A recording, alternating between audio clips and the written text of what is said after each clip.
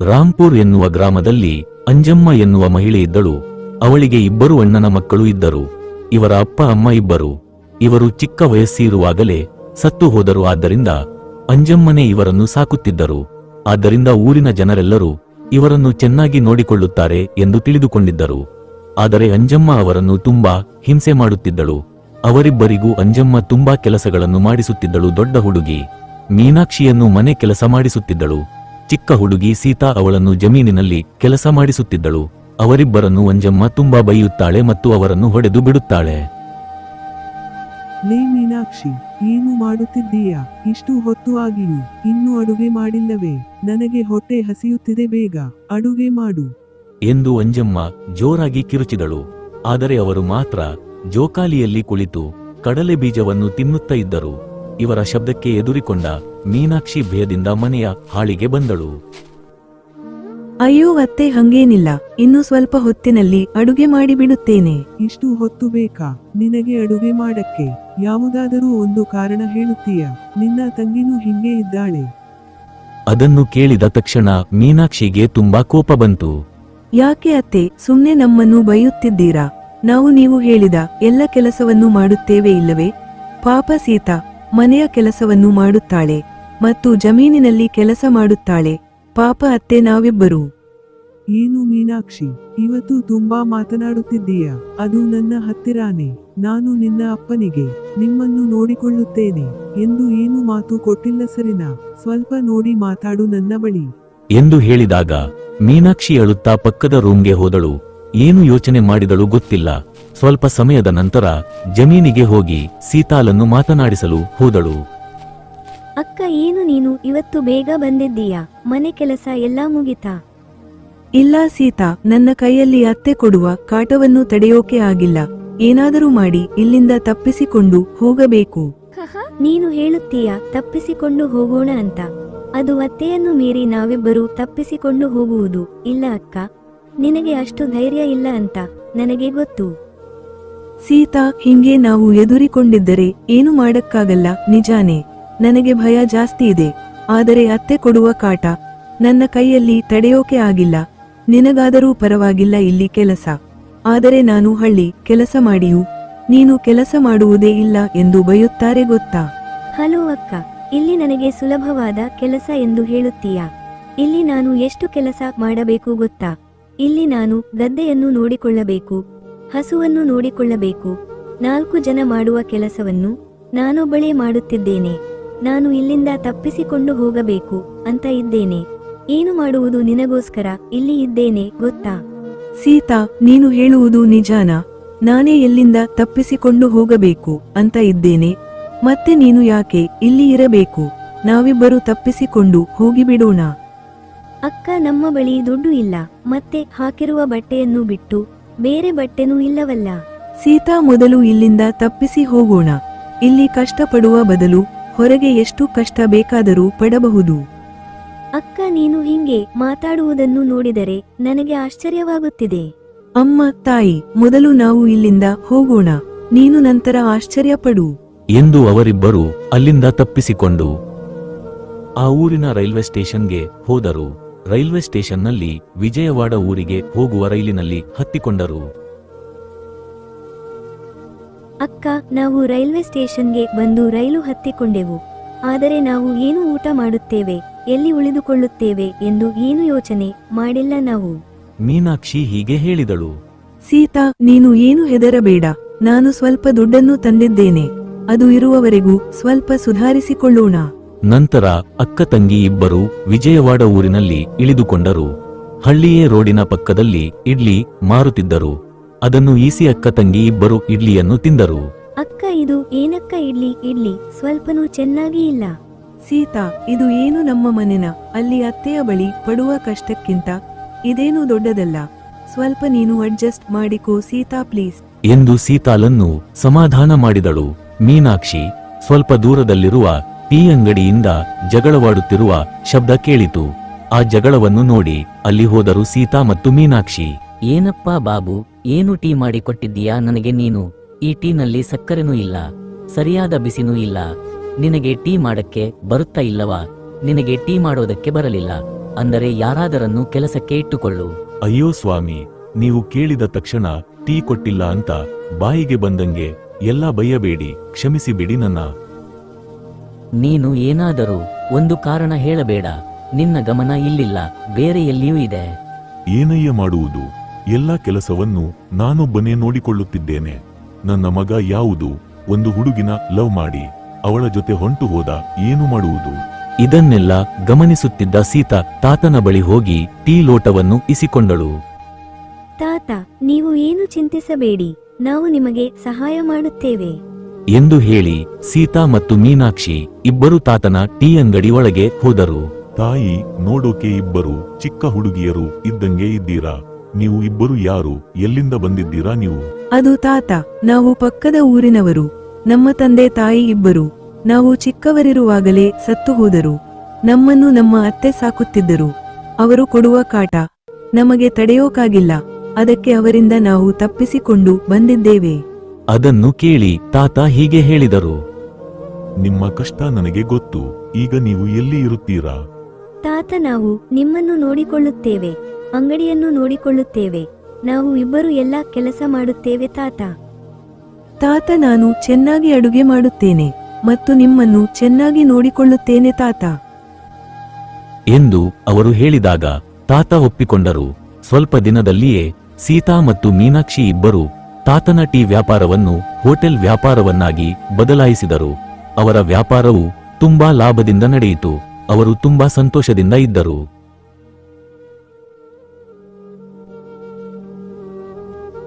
ನೀವು full video ಒಂದಾನೊಂದು ಕಾಲದಲ್ಲಿ ಸೋಮನಹಳ್ಳಿ ಎಂಬ ಸುಂದರವಾದ ಗ್ರಾಮವಿತ್ತು.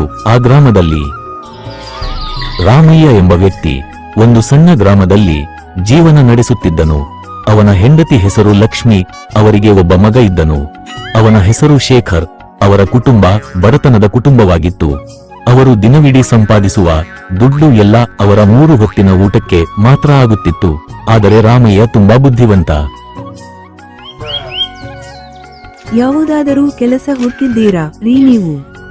ಇಲ್ಲ, ನಾನು ಎಲ್ಲಾ ಕಡೆ ಕೆಲಸ ಹುಡುಕುತ್ತಿದ್ದೇನೆ. ಯಾವ ಕೆಲಸನೂ ಸಿಗಲಿಲ್ಲ ಇನ್ನು. ಹಿಂಗೆ ಹೇಳಿದರೆ ಏನು ಅರ್ಥ ರೀ? ನಮ್ಮ ಊರಿನ ಜಮೀನ್ದಾರರಾದ ರಘುರಾಮಯ್ಯ ಅವರನ್ನು ಇಂದು ನೋಡಲು ಹೋಗುತ್ತೇನೆ. ಖಂಡಿತವಾಗಿಯೂ ನಮಗೆ ಕೆಲಸ ಕೊಡುತ್ತಾರೆ.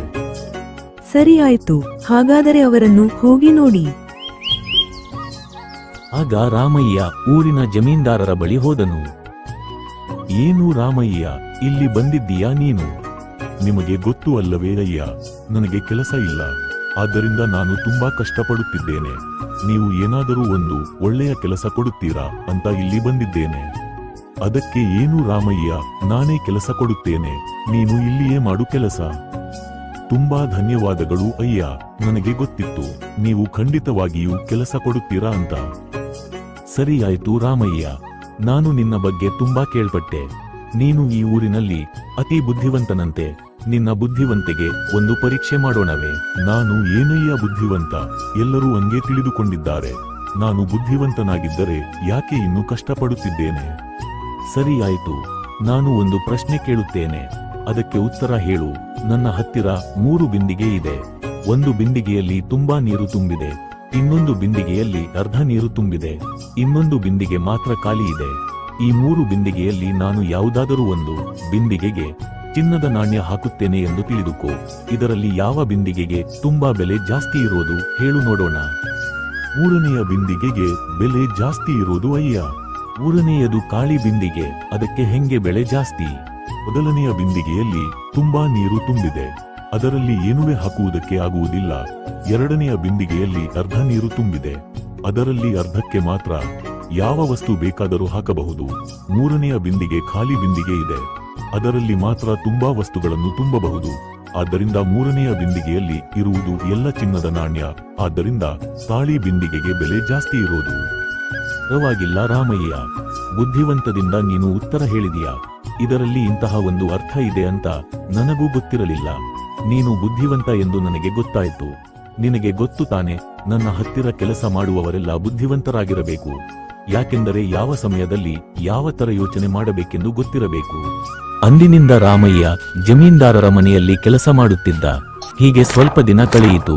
ಒಂದು ದಿನ ಜಮೀನ್ದಾರರು ರಾಮಯ್ಯನ ಬಳಿ ಹೀಗೆ ಹೇಳಿದರು. ರಾಮಯ್ಯ, ನಾನು ನಿನ್ನ ಬಳಿ ಒಂದು ವಿಷಯ ಹೇಳಬೇಕು. ಏನು ವಿಷಯ ಅಯ್ಯ? ಹೇಳಬೇಕು. ನಾನು ನಿನ್ನ ಬಳಿ ಹೇಳುವುದನ್ನು ನೀನು ಯಾರ ಬಳಿಯೂ ಹೇಳಬೇಡ. ಏನೆಂದರೆ, ನಿನ್ನೆ ರಾತ್ರಿ ನಮ್ಮ ಮನೆಯಲ್ಲಿ ಕಳ್ಳತನವಾಗಿದೆ. ಮನೆಯಲ್ಲಿದ್ದ ಚಿನ್ನವನ್ನು ಯಾರೂ ಕದ್ದು ಬಿಟ್ಟರು. ಊರಿನ ಜನರಿಗೆ ಗೊತ್ತಾದರೆ ಜಮೀನ್ದಾರರ ಮನೆಯಲ್ಲೇ ಕಳ್ಳತನವಾಗಿದೆ. ಹಾಗಾದರೆ ಜಮೀನ್ದಾರರೇ ಅವರ ಮನೆಯನ್ನು ಜೋಪಾನವಾಗಿ ನೋಡಿಕೊಳ್ಳುವುದಕ್ಕೆ ಆಗುವುದಿಲ್ಲ ಎಂದು ಮಾತನಾಡುತ್ತಾರೆ. ನೀನೇ ಏನಾದರೂ ಮಾಡಿ ಕಂಡುಹಿಡಿಯಬೇಕು. ಸರಿ, ಹಾಗಾದರೆ ನಾನು ಸ್ವಲ್ಪ ಯೋಚನೆ ಮಾಡುತ್ತೇನೆ ಅಯ್ಯ. ಸರಿ, ಆಯಿತು. ನಿನಗೆ ಬೇಕಾದಷ್ಟು ಸಮಯ ನೀನು ತೆಗೆದುಕೋ. ಆದರೆ ಕಳ್ಳತನವಾಗಿರುವ ಚಿನ್ನವನ್ನು ಕಂಡುಹಿಡಿಯುವುದು ನಿನ್ನ ಜವಾಬ್ದಾರಿ. ನನ್ನ ಹತ್ತಿರ ಈಗಲೇ ಒಂದು ಒಳ್ಳೆ ಯೋಚನೆ ಇದೆ ಅಯ್ಯ. ಅದು ಏನು ಯೋಚನೆ ರಾಮಯ್ಯ? ನಿಮ್ಮ ಕಳ್ಳತನವಾಗಿರುವ ಚಿನ್ನವೆಲ್ಲ ನಿಮ್ಮ ಕೈಗೆ ಸಿಕ್ಕ ಮೇಲೆ ಹೇಳುತ್ತೇನೆ ಅಯ್ಯ. ಸರಿ, ಆಯಿತು. ಅದು ನಿನ್ನಿಷ್ಟ. ಈಗ ಏನು ಮಾಡೋಣ ಅಂತಿದ್ದೀಯಾ ರಾಮಯ್ಯ? ಇಂದಿನಿಂದ ನಾನು ನಿಮ್ಮ ಮನೆಗೆ ರಾತ್ರಿ ಕಾವಲಿಗೆ ಇರುತ್ತೇನೆ ಅಯ್ಯ. ಸರಿ, ಆಯಿತು ರಾಮಯ್ಯ. ಅಂದಿನಿಂದ ರಾಮಯ್ಯ ಕೆಲಸ ಮಾಡುವ ಜಮೀನ್ದಾರರಾದ ರಘುರಾಮಯ್ಯ ಅವರ ಮನೆಯನ್ನು ರಾತ್ರಿ ಸಮಯದಲ್ಲಿ ಕಾವಲು ಕಾಯುತ್ತಿದ್ದ. ಹೀಗೆ ಸ್ವಲ್ಪ ದಿನ ಕಳೆಯಿತು. ಹೀಗೆ ಒಂದು ದಿನ ಕಾವಲು ಕಾಯುತ್ತಿರುವಾಗ ಅವನು ಕಾವಲು ಕಾಯುತ್ತಿರುವ ಜಾಗದಿಂದ ಸ್ವಲ್ಪ ದೂರದಲ್ಲಿ ಇಬ್ಬರು ಮಾತನಾಡುತ್ತಿರುವ ಶಬ್ದವನ್ನು ಕೇಳಿಬಂದಿತು. ಏನಪ್ಪಾ ಅದು ಶಬ್ದ ಎಂದು ರಾಮಯ್ಯ ಅಲ್ಲಿಗೆ ಹೋದನು. ಅಲ್ಲಿ ಇಬ್ಬರು ಕಳ್ಳರು ಹೀಗೆ ಮಾತನಾಡುತ್ತಿದ್ದರು. ನಾವು ನಿನ್ನೆ ರಾತ್ರಿ ಆ ರಘುರಾಮಯ್ಯ ಅವರ ಮನೆಯಲ್ಲಿ ಸ್ವಲ್ಪ ಚಿನ್ನವನ್ನು ಮಾತ್ರ ನಾವು ಕಳ್ಳತನ ಮಾಡಿದ್ದೇವೆ. ಇನ್ನು ತುಂಬಾ ಚಿನ್ನದ ನಾಣ್ಯಗಳು ಇದೆ, ನಾನು ನೋಡಿದೆ. ಈ ಊರಿನಲ್ಲಿ ರಘುರಾಮಯ್ಯ ಅವರು ಮಾತ್ರ ಶ್ರೀಮಂತರು. ಅದಕ್ಕೆ ನಾವು ಇಂದು ಹೋಗಿ ಬಾಕಿ ಇರುವ ಚಿನ್ನದ ನಾಣ್ಯಗಳನ್ನು ಕಳ್ಳತನ ಮಾಡಿ ಬರೋಣ ಬಾ. ಸರಿ, ಆಯ್ತು, ಬಾ, ಹೋಗಿ ಬರೋಣ. ಕಳ್ಳರು ಮಾತನಾಡುತ್ತಿರುವುದನ್ನು ಕೇಳಿದ ರಾಮಯ್ಯ ಮತ್ತೆ ಹಿಂತಿರುಗಿ ಯಜಮಾನರ ಮನೆಗೆ ಹೋದನು. ಕಳ್ಳರು ಮನೆಗೆ ಬರುವಷ್ಟರಲ್ಲಿ ಇವನು ಮರೆಯಾಗಿ ನಿಂತುಕೊಂಡು ಸ್ವಲ್ಪ ಸಮಯದಲ್ಲಿ ಕಳ್ಳರು ಬರುವ ಶಬ್ದವನ್ನು ಕೇಳಿ ರಾಮಯ್ಯ ಹೀಗೆ ಹೇಳಿದನು. ಯಾರು ನಿನ್ನೆ ರಾತ್ರಿ ಕಳ್ಳತನ ಮಾಡಿದ್ದೀರಾ ಎಂದು ನನಗೆ ಗೊತ್ತಾಯಿತು. ಯಾರಾದರೂ ಮತ್ತೆ ಕಳ್ಳತನ ಮಾಡಲು ಒಳಗೆ ಹೋದರೆ ದೊಡ್ಡ ಕರಿನಾಗರ ಹಾವು ಒಳಗೆ ಇದೆ. ನೀವು ನಿನ್ನೆ ಕಳ್ಳತನ ಮಾಡಿದ್ದ ಚಿನ್ನವನ್ನು ಇಲ್ಲಿಯೇ ಮತ್ತೆ ತಂದು ಇಟ್ಟು ಹೋಗಿ. ಇಂದಿನಿಂದ ನೀವು ಕಳ್ಳತನ ಮಾಡುವುದನ್ನು ಬಿಡಬೇಕು. ಇಬ್ಬರು ಕಳ್ಳರಲ್ಲಿ ಒಬ್ಬ ಕಳ್ಳ ಇನ್ನೊಬ್ಬನ ಕಳ್ಳನ ಬಳಿ ಹೀಗೆ ಹೇಳಿದನು. ಇವನು ಹೇಳುವುದನ್ನು ನೋಡಿದರೆ ದೊಡ್ಡ ಕರಿ ನಾಗರ ಹಾವು ಒಳಗೆ ಇದೆ ಅನಿಸುತ್ತದೆ. ಇನ್ನು ಮುಂದೆ ನಾವು ಕಳ್ಳತನ ಮಾಡುವುದನ್ನು ಬಿಡಬೇಕು. ಒಂದಲ್ಲ ಒಂದು ದಿನ ಕರಿ ನಾಗರ ಹಾವು ನಮ್ಮನ್ನು ಕಚ್ಚಿಬಿಟ್ಟರೆ ಏನು ಮಾಡುವುದು?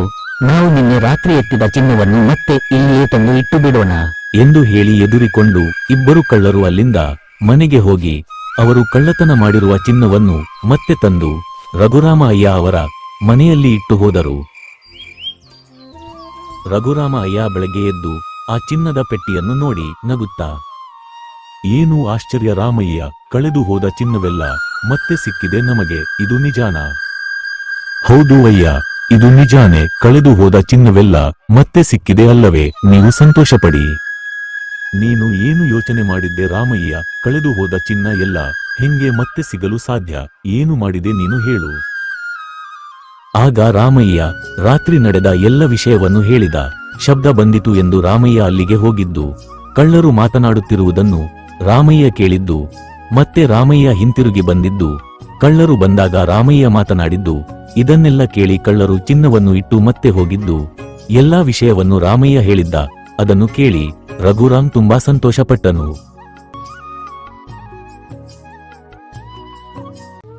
ರತ್ನಗಿರಿ ಎಂಬ ಸುಂದರವಾದ ಊರಿನಲ್ಲಿ ಮಾಧವ ಎಂಬ ದೊಡ್ಡ ಶ್ರೀಮಂತ ಇದ್ದನು.